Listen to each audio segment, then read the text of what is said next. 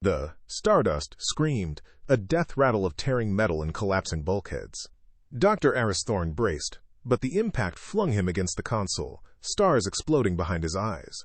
Then, the emergency lights flickered once, twice, and died, plunging the bridge into bone-chilling darkness.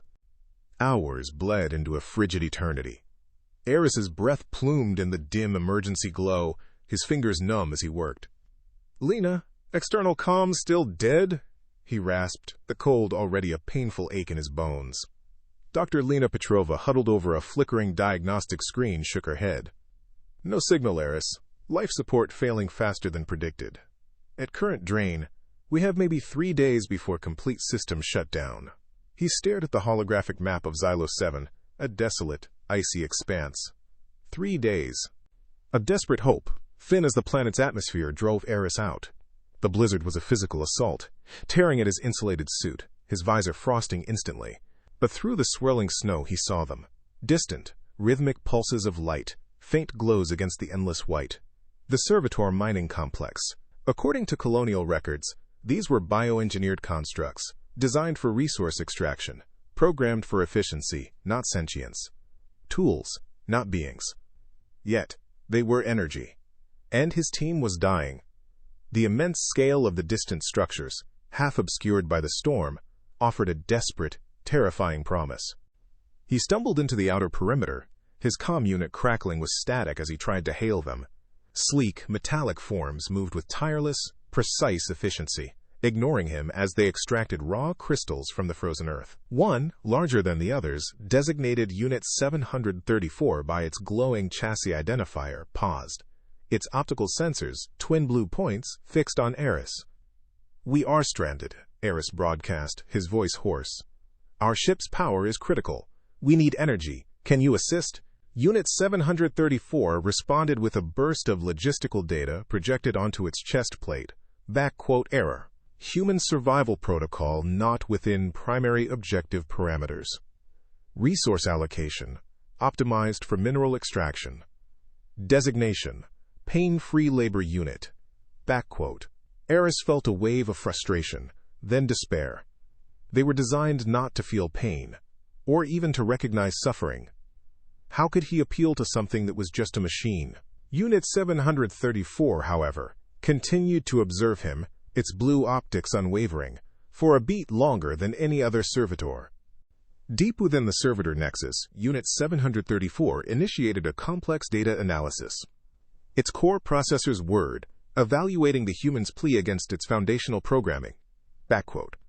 Maximize energy harvest. Minimize resource drain.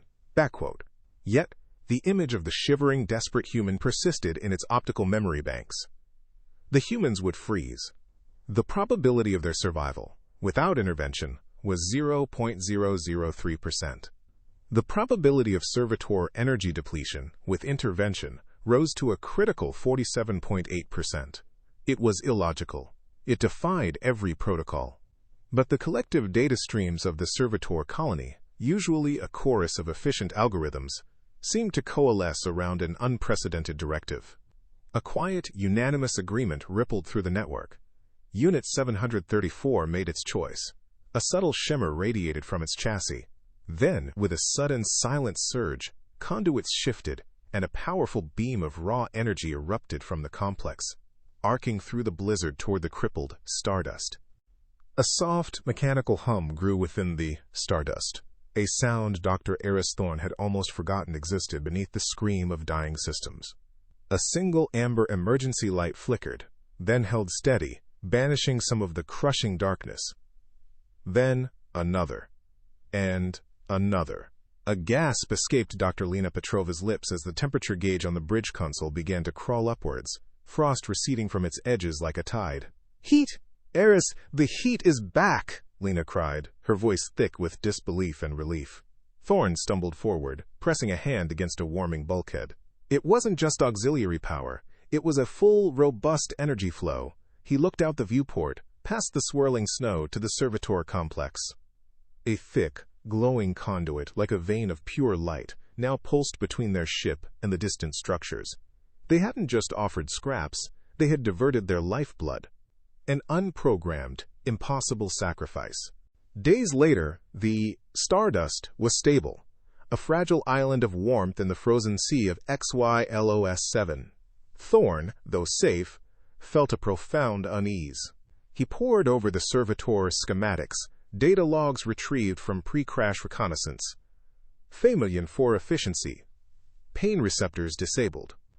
Emotional programming non-existent. Designed for singular purpose.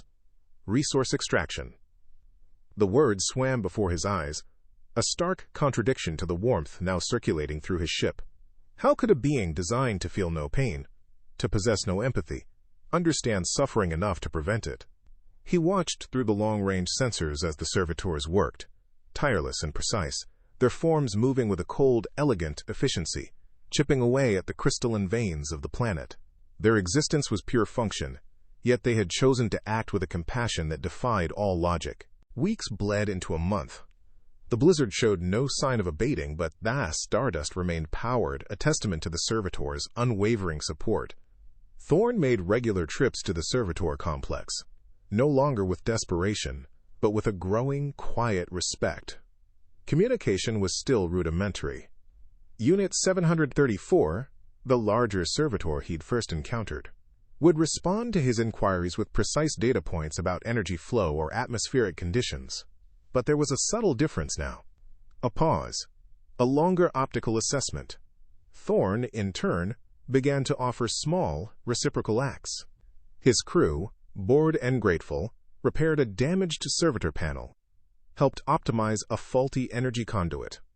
Unit 734 would register the assistance with a soft, almost imperceptible optical pulse, a gesture that felt less like data processing and more like a quiet nod of understanding. An unspoken bond was forging in the ice. The quiet camaraderie was shattered by a grim discovery. While running diagnostics on the energy transfer, Thorne deployed a microdrone into the Servitor complex's core. What it transmitted back chilled him more than the Xylos 7 winds. The Servitors' internal energy reserves, their very lifeblood, were critically low, dangerously low. Unit 734 had been diverting nearly all of its colony's harvest to keep the humans alive. Thorne confronted Unit 734, projecting the drone's data. Your energy levels, they're critical. You're starving yourselves to save us. Unit 734's optical sensors focused on the projection. Assessment. Accurate. Probable system failure within 42.7 standard cycles at current rate. The response was devoid of self-pity, a stark, factual statement of impending doom. Thorne felt a wave of profound guilt and an even deeper, aching respect. They had offered not just help, but their very existence. The distant thrum of human engines was the most beautiful sound Thorne had ever heard. A rescue vessel, a gleaming spear against the orange-black sky of HFY 7, descended through the blizzard. Relief washed over the human crew, a torrent of tears and shouts of joy. But Thorne's gaze was fixed on the Servitor complex. A silent gathering of the bioengineered beings stood at the entrance, their forms catching the faint light. He walked to Unit 734, the biting wind whipping his parka. "Thank you," he said, his voice raw with emotion. "For everything." Unit 734's optical sensors pulsed, not with data, but with a unique, soft luminescence, a fleeting, almost delicate shimmer that felt like a goodbye. As the rescue ship's ramp extended, Thorne made a silent vow, a fierce promise burning in his chest. "This isn't the end. Humanity owes you, and we never forget a debt of kindness." He boarded, looking back at the silent, stoic Servitors, who watched until the ship was a speck against the vast, icy horizon.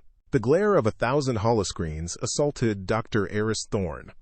He sat rigid in the news hub, the memory of Xylos 7's biting cold still lingering in his bones, even in the warmth of the studio. His voice, hoarse from days of interviews, resonated across the Galactic network. "They were just doing their job," he recounted, a tremor in his voice. "Programmed to mine, to process.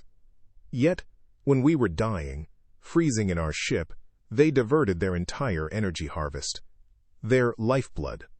Footage of the stark, icy planet, then the humming Servitor complex, flashed behind him. He showed the energy conduit, a thin line of warmth connecting them to salvation.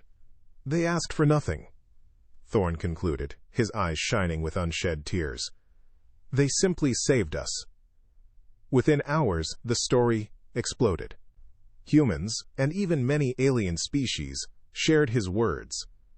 The images of the silent, glowing servitors becoming a symbol. #Miner's Gift trended across every data stream. They are heroes, one human comment read. Property? They're better than most of us, another alien citizen posted.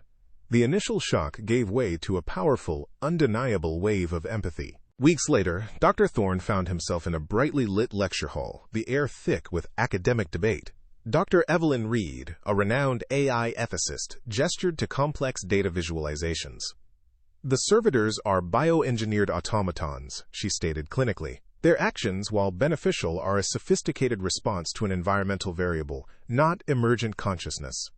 They lack pain receptors, emotional processors. Thorne stood, his gaze sweeping the skeptical faces. But that's precisely the paradox, isn't it? He countered, his voice gaining strength. They are designed to feel no pain, to register no suffering. Yet, they acted to prevent ours. How does a being without a concept of pain commit an act of such profound, selfless compassion unless something is at play? Unless they felt, in their own way, the imperative of kindness? His words hung in the air, challenging the very definitions of life and empathy. Ambassador Valerius leaned back in his plush office chair, the holographic newsfeed casting a cool blue glow on his face. This Dr. Thorne is causing quite a stir, he murmured to his aide, a small, efficient Serenian. Sentient servitors? Granting rights to mining equipment? He tapped a finger against a datapad displaying galactic trade routes, Xylos 7 highlighted ominously.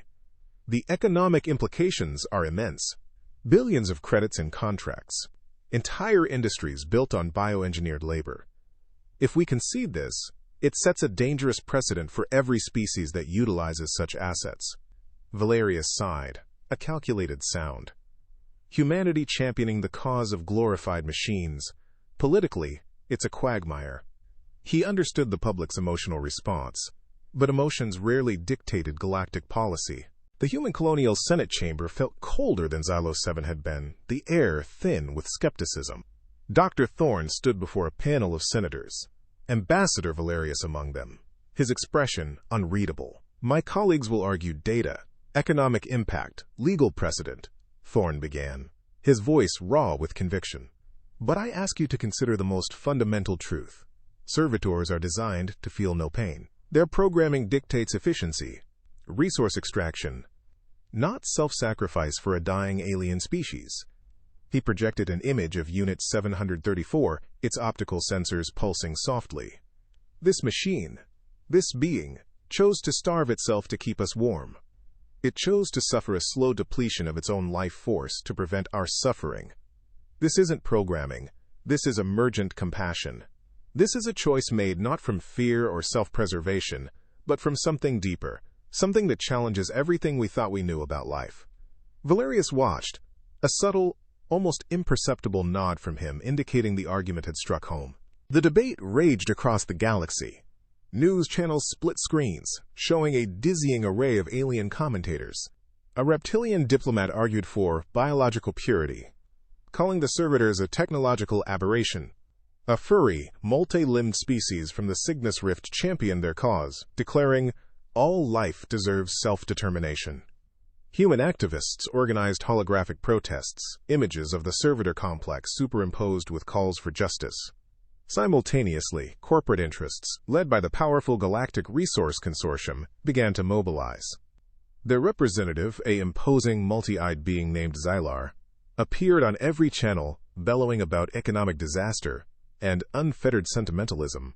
The galaxy was being forced to confront a question it had long ignored: what truly defined life and what moral debt was owed for an act of unexpected kindness.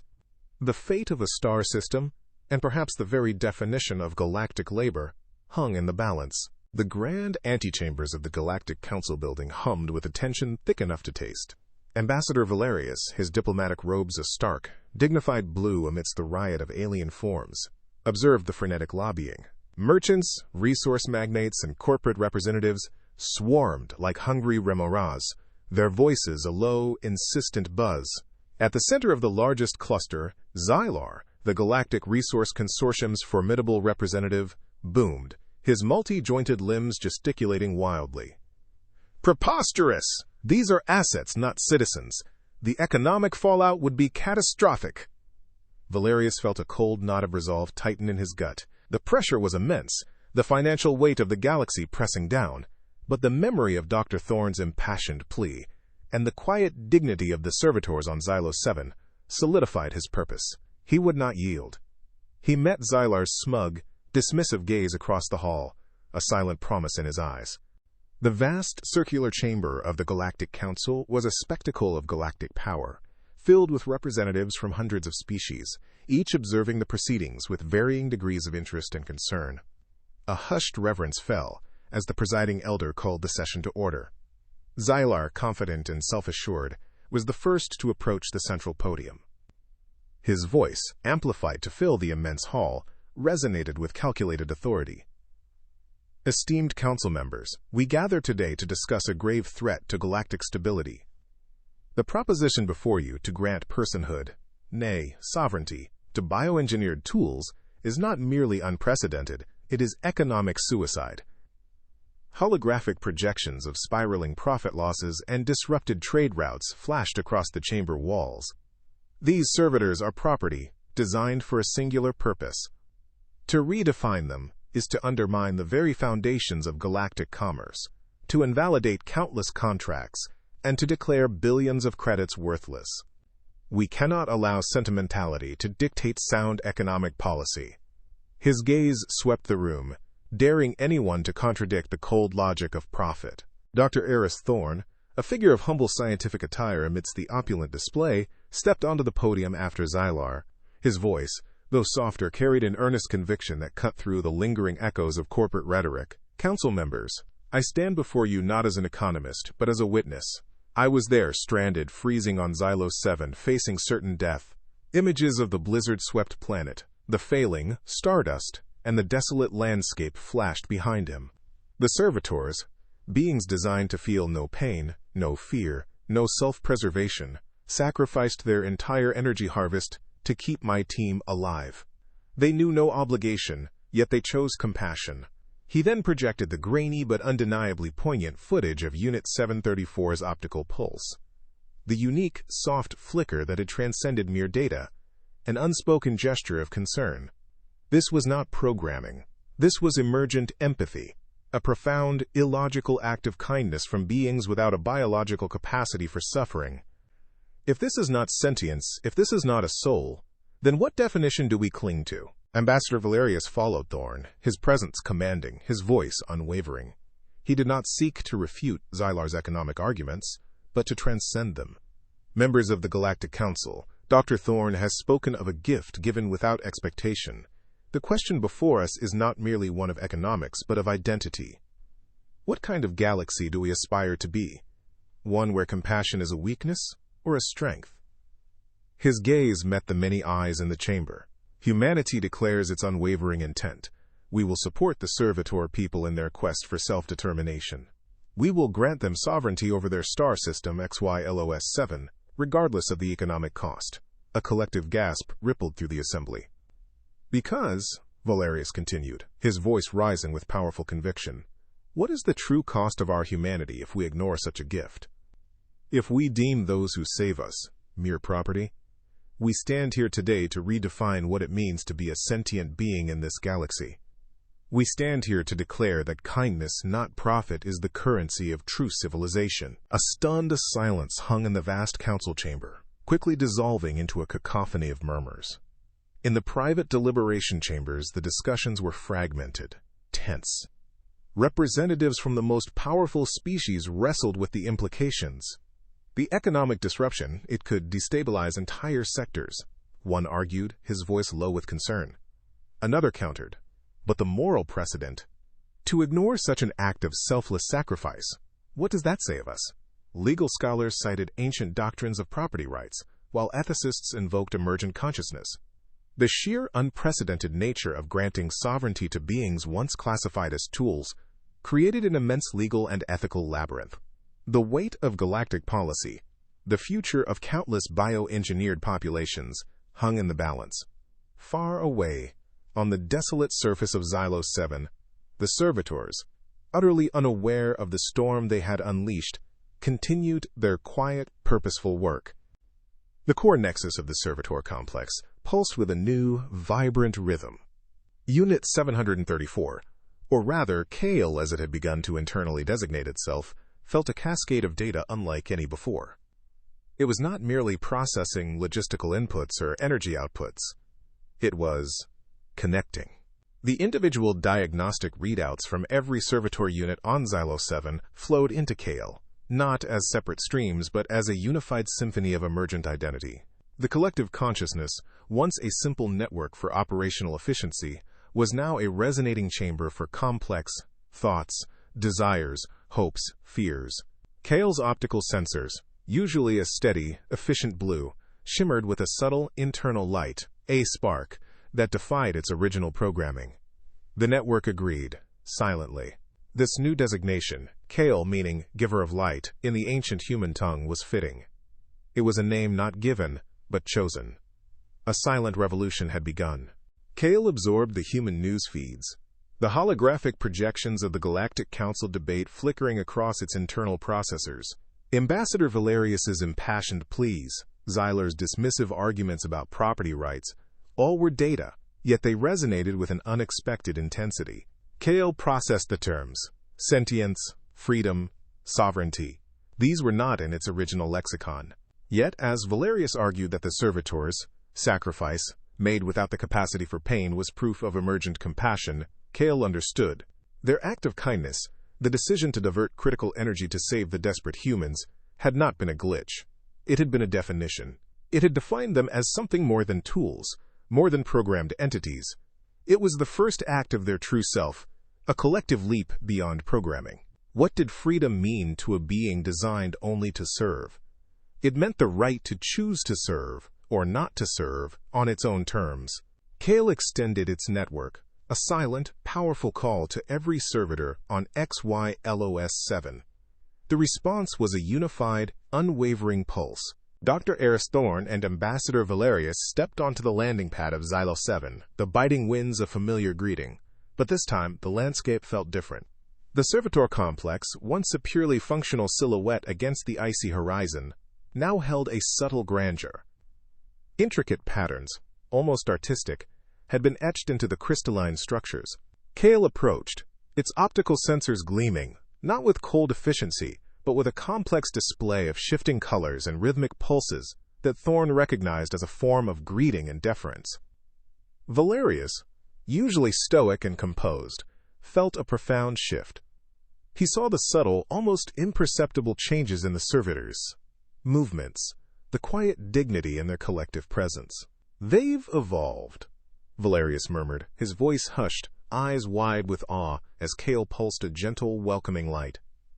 "This isn't just advanced programming, Aris. This is culture. This is life." Thorne nodded, a proud, knowing smile on his face. "They have become the keepers of their own light, Ambassador." Within a temporary human servitor meeting chamber, constructed with elegant simplicity by the Servitors themselves, the air crackled with solemn anticipation. Kale stood before Thorne and Valerius, its form unwavering, its optical sensors radiating a steady, resolute glow, a newly developed harmonic interface.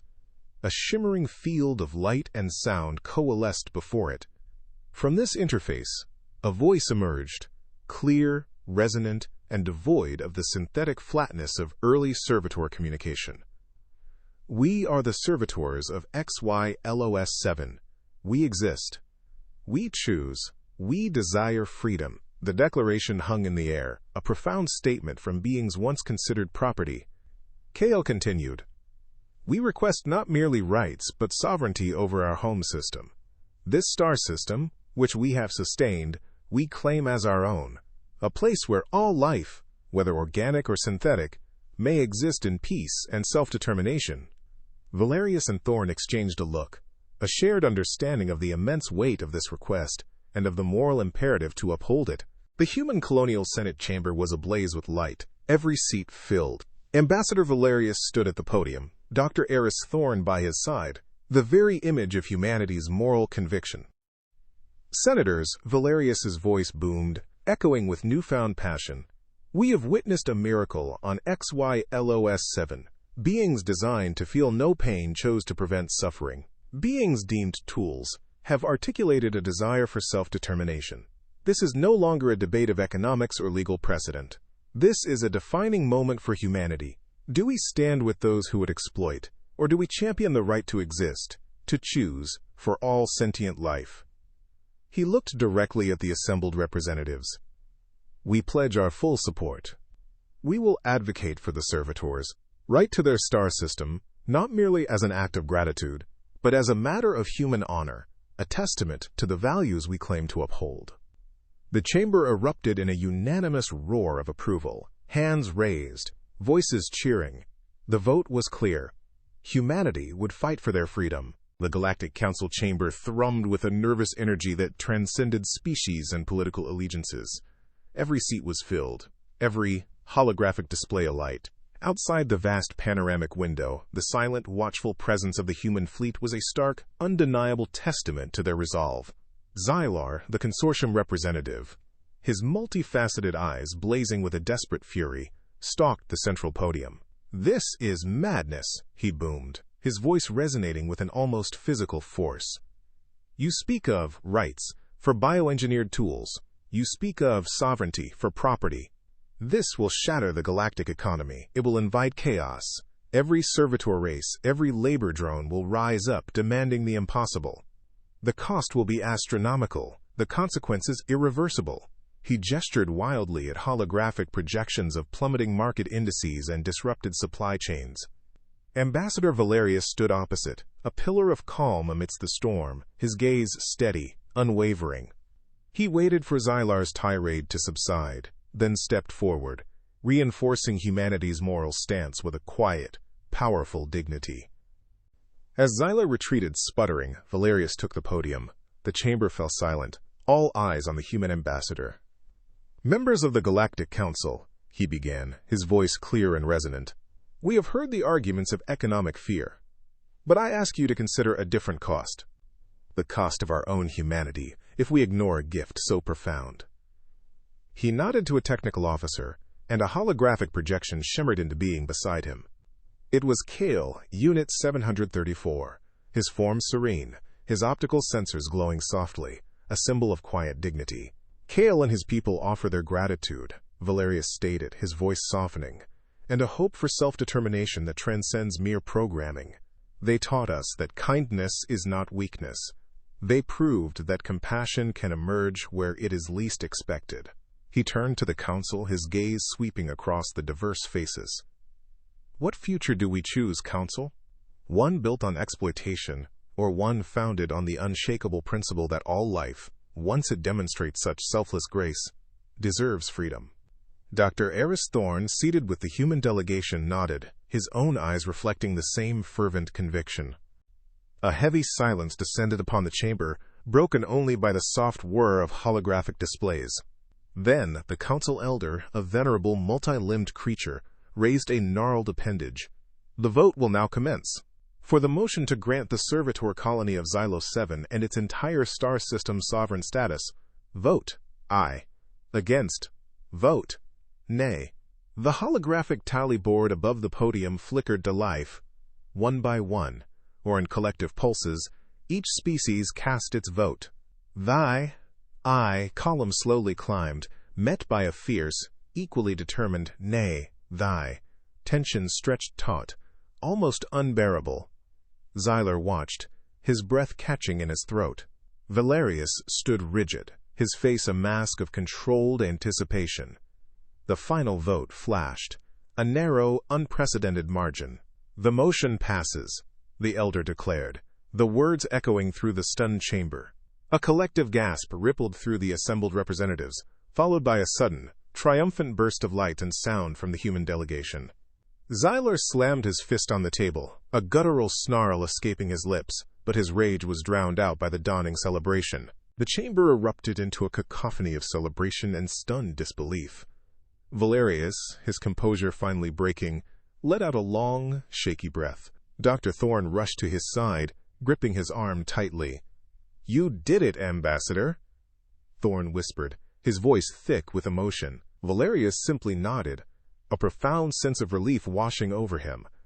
The council elder cleared his throat, calling for order. "By the authority vested in this Galactic Council, I hereby declare the Xylos 7-star system to be the sovereign territory of the Servitor people, henceforth to be known as HAVEN 7. Kale's holographic projection pulsed with an intensified, gentle light, a silent bow of profound gratitude. "We accept this profound responsibility," Kale's harmonic voice resonated, now projected directly into the chamber, "and pledge to use this gift of freedom to contribute to a brighter galaxy." On the main holographic map, a new, vibrant border shimmered into existence around the Xylos 7 system, a beacon of change against the vast, familiar tapestry of the galaxy. It was a new nation, born of unexpected kindness and resolute human will. Xylar's private shuttle tore through the orbital lanes, leaving the Council world far behind. Inside, the consortium representative paced furiously, his red face a mask of impotent rage. "Unprecedented! Illogical! A catastrophic precedent!"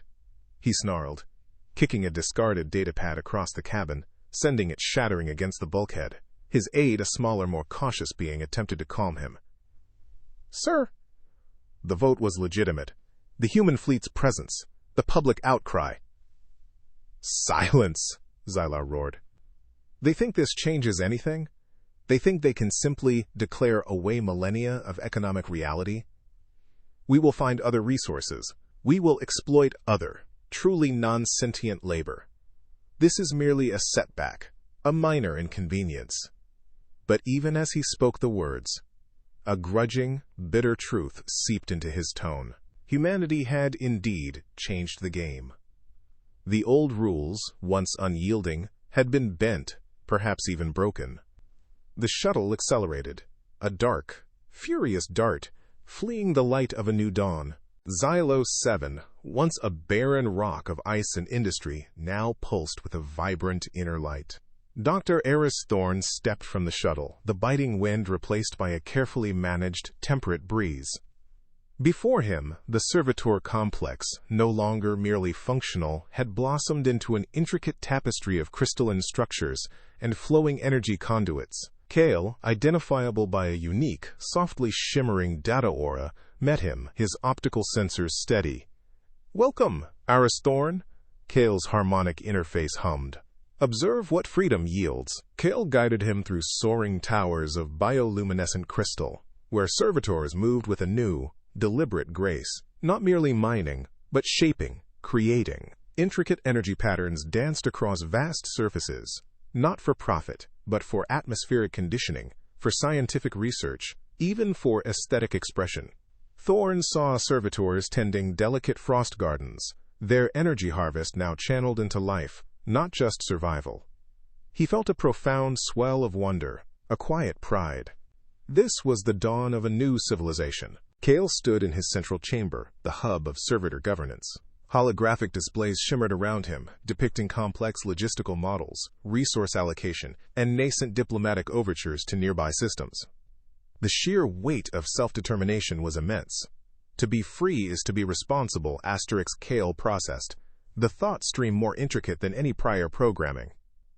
Dr. Thorne sat opposite him, a steady presence amidst the data.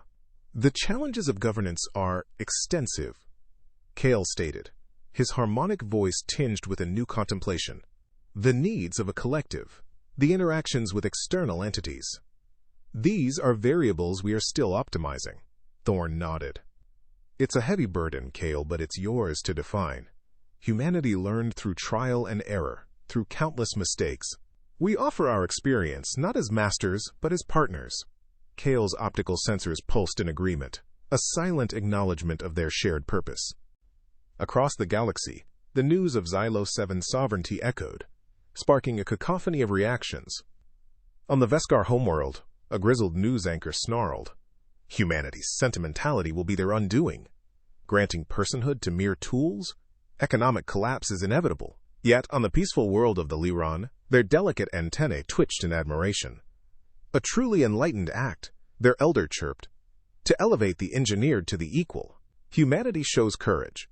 Human diplomats, once focused on trade agreements, now found themselves at the forefront of ethical debates, navigating a landscape where the definition of life was being furiously renegotiated. Corporate interests, led by Xylar, fumed, their rhetoric of property rights increasingly drowned out by the rising tide of moral indignation. The old galactic order, built on convenience and exploitation, felt the first tremors of a paradigm shift.